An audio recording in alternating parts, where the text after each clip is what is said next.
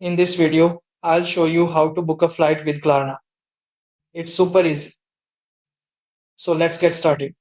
First, go to the official Klarna website, klarna.com, and open the travel category.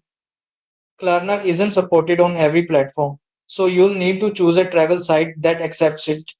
One great option is Alternative Airlines, which you'll find listed right there. Click on Alternative Airlines, and it will take you to their website. Now, just enter your flight details, your departure city, destination, travel dates, and the number of passengers, then hit search flights.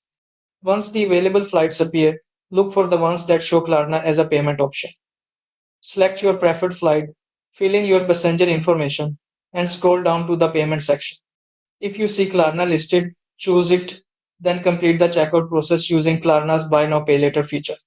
If Klarna doesn't show up for that particular booking, try another supported travel site listed on Klarna's travel page.